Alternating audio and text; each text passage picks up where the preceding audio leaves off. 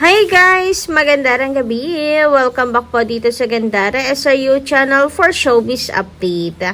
Andito na naman nga po akong muli nagbabalik. Ang nagmamaganda niya kachismosang Kim Pao, wala na nga pong iba si Gandara upang magatid sa inyo ng latest update and fresh happenings patungkol kina Kim Chiu and Paula Avellino. And para nga sa gabing ito, so ayan tatalakayin natin at pag-uusapan ang nakakagulantang na mga revelasyon at namin ng ilan po sa mga kaibigan at malapit mga nakapaligid kina Kim and Paolo tungkol sa kanilang dalawa. So pati po ako na-shock dito and yan, pag-usapan po natin ito.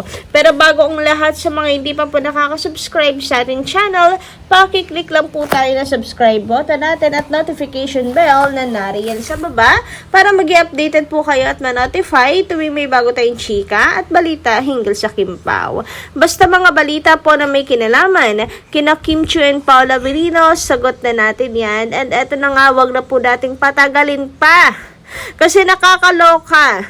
Itong update ng Abante News Online, hindi ako sanay na ganito kanilang update tungkol sa Kim Pao kasi usually ang sarap pong manood, magbasa ng articles nila patungkol kina Kim and Paolo kasi talaga nakaka-good vibes yon. They are positive naman kasi patungkol sa Kim Pao. Ayan, hindi man nila dinadirect sinasabi na magkarelasyon sila Kim and Paolo, pero alam mo yung positive vibes, pero parang iba ngayon. As in, nagulat din ako sa pinakang headline nila, Kim Pao di raw magjowa. So, syempre may source sila. May source po sila sa balitang ito. Hindi lang talaga ako sanay sa ganitong update kasi usually yung mga ganyang update si Ogie Diaz madalas yun napapanoodan ko ng ganyan. I mean yung mga gantong news na negative. Ayan, hindi naman nega pero para sa atin nega syempre bilang fans. Pero kung titingnan mo naman ng malawak, di naman siya nega. Ang gulo. Basta bilang fan lang kasi nasasaktan tayo. Paano nasabing hindi raw po magjowa ang Kim Pao? So, ito yung kanilang caption. Nako, inip na ang mga fanay ng Kim Pao love team kung kailan ba amin sila kina Kim Chiu and Paula Avellino. And totoo naman yan. Inip na inip po talaga. Hindi natin matatanggi. Totoo yan ng mga fans. Inip na inip kung kailan po aamin sila Kim and Paolo tungkol sa relasyon nilang dalawa, tungkol sa dudang may relasyon na sila. So, ayan, basahin nga natin yung nilalaman na kanilang balita. So, maikli lang naman po ito. Patungkol po ito sa isang cheesy ng mga taong malapit kina Kim and Paolo. Ayan, pinag-uusapan nila ang Kim Pao, which is hindi naman nakapagtataka. Kasi diba, in demand, big project together, and talagang lahat naman ata ng mga nasa paligid nila ay gusto pong magkatuluyan sila. Grabe nga ang panunukso ng mga Showtime fam sa kanila, dalawa, kay Kim.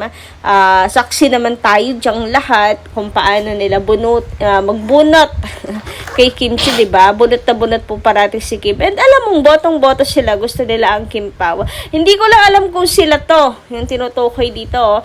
Pero ayun nga, napag-usapan, basahin na nga lang natin. So, ito, inip na mga fanay ng Kim Pao love team kung kailan ba amin sina Kim Chiu and Paula Avellino tungkol sa dudaw may relasyon na sila. Bangers nga ang mga Kim Pao fanay.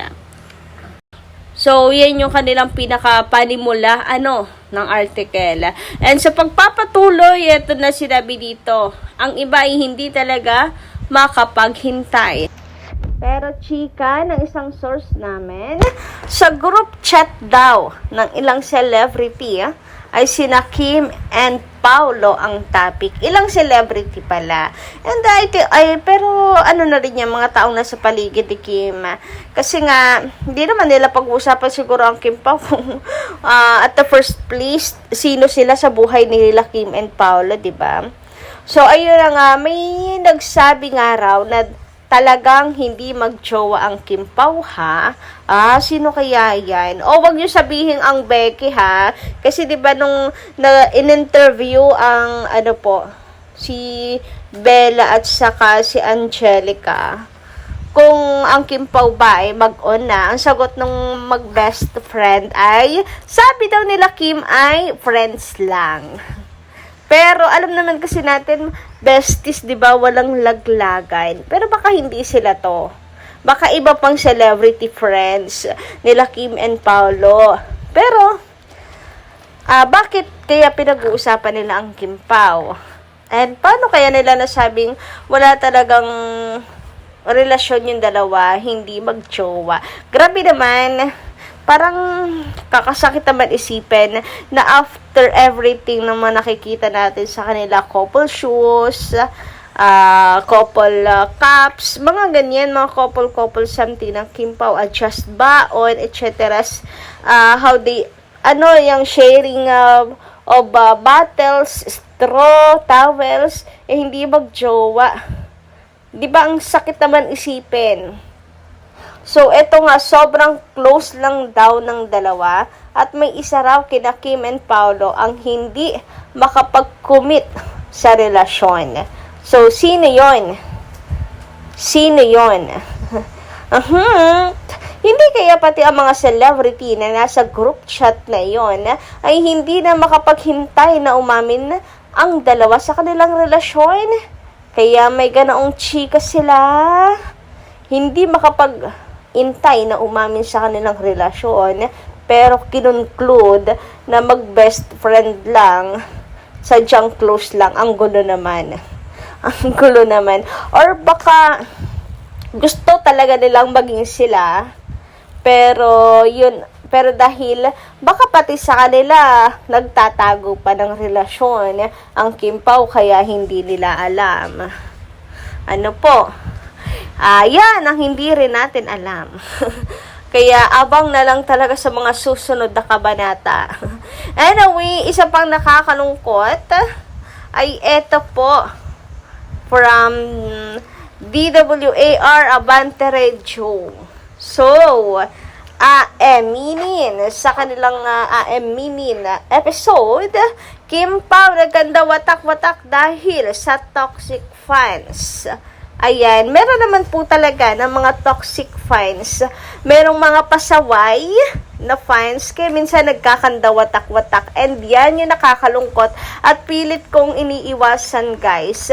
Kaya as long as possible, iniintindi natin, tapos pagkatapos intindihin, ay ipaunawa, tapos pakiusapan, and muling magkabuo-buo ulit, muli magkabuo tayo.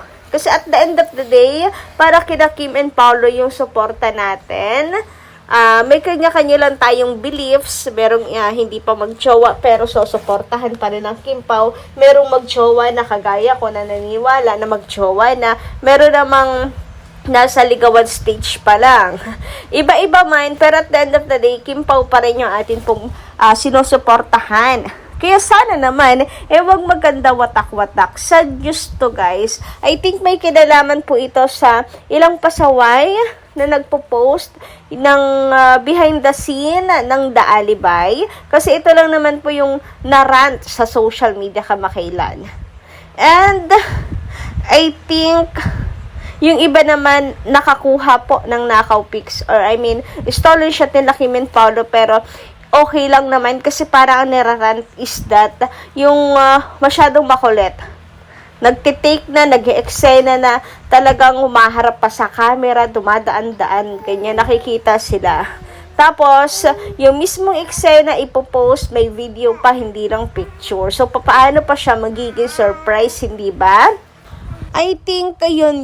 Pero sana po ay kaunting tiis. Huwag naman po tayong masyadong maiksi ang pasensya. Sa mga alam ko, yung iba ay napupuno na. Pero sana po ay gabayan, paalalahanan na lamang po at mag-meet pa rin sa intersection. At sana nga ay isaalang-alang natin ang Kim Pao para hindi po tayo maganda watak-watak. Hindi po matutuwa. sina Kim and Paulo kung magkakanda watak-watak tayo, syempre, di ba?